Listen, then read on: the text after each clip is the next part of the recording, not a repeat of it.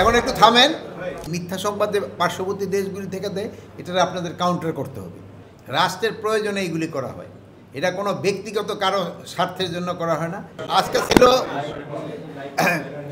র্যাবের সিউটস কনফারেন্স, এটা তো প্রতি 3 মাস পরপর এরা এটা আয়োজন করে এবং র্যাবের বিভিন্ন কর্মকাণ্ড নিয়ে তারা আলোচনা করে। এবং জানেন যে আমাদের সামনে আছে আমাদের দুর্গাপূজা, তারপরে আমাদের জাতীয় ইলেকশন, তারপরে আপনি জানেন যে ইউনিভার্সিটিগুলিতে ইলেকশন হচ্ছে। এইগুলি ব্যাপারে তারা তাদের ইসেদেরই বিভিন্ন কর্মকাণ্ডে এবং কীভাবে করবে এইগুলি সম্বন্ধে তারা সিউর একটা ডিজি একটা সিউদের একটা দিক নির্দেশনা দেয়।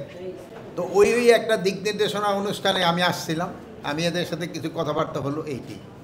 তা আপনি জানেন যে 5 জুলাইয়ের আগের যে র্যাবের যে কর্মকাণ্ড ওটা কিন্তু এখন আর নাই। এখন কিন্তু এদের র্যাবের কর্মকাণ্ড সবাই কিন্তু র্যাবের কর্মকাণ্ড প্রশংসা করে। এরা খুবই ভালোভাবে এখন তারা কাজ করে যাচ্ছে।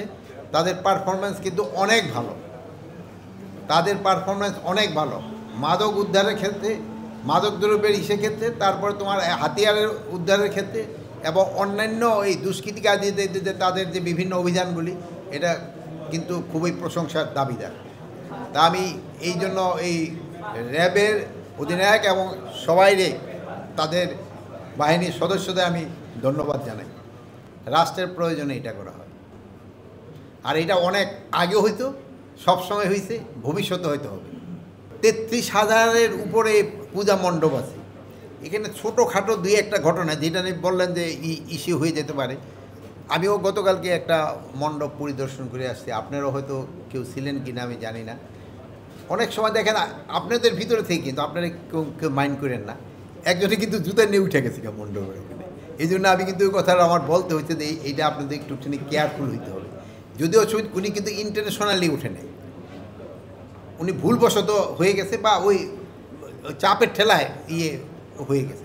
এরকম ছোটোখাটো 2-1টা ঘটনা ঘটে যায়, এগুলি কিন্তু মেজর ঘটনা না। আপনারা কিন্তু সবসময় কিন্তু এইটা ভালোভাবে লোকজনকে সচেতন করছেন, এই জন্য আপনাদের ধন্যবাদ। যেন এইসব যেন ঘটনা না ঘটে, এই জন্য আপনারা যদি কোনো আর্লি ইনফরমেশন থাকবেন আপনার বাহিনীগুলির দিলে কিন্তু সবচেয়ে ভালো।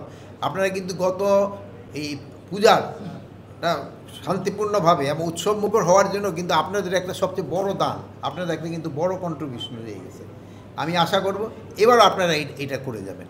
এই হয় অনেক সময় আছে দেখবেন যে ওই গতকালকে দেখছেন যে ওই যে ইসের সম্বন্ধে, যে স্পেশালি আমাকে পার্শ্ববর্তী দেশ বিভিন্ন ভুয়া দেয়, আপনারা তাদের মুখ থেকে আপনি গতকালকে আপনারা হয়তো শুনছেন, সবাই হয়তো শোনার কথা, যে এই যে কী বলে পঞ্চগড়ের এলাকায় তো বুঝি কান্তাদি সব কটা ভুয়া মিছে, কোনোটা সত্যি না। ওরা নিজেরাই ইন্সপেকশন করে আছে কমিটি, দেখা গেল সব মিথ্যা সংবাদ। এই জন্য আপনাদের অনুরোধ করবো, আপনাদের এই যে মিথ্যা সংবাদ পার্শ্ববর্তী দেশগুলি থেকে দেয়, এটা আপনাদের কাউন্টার করতে হবে।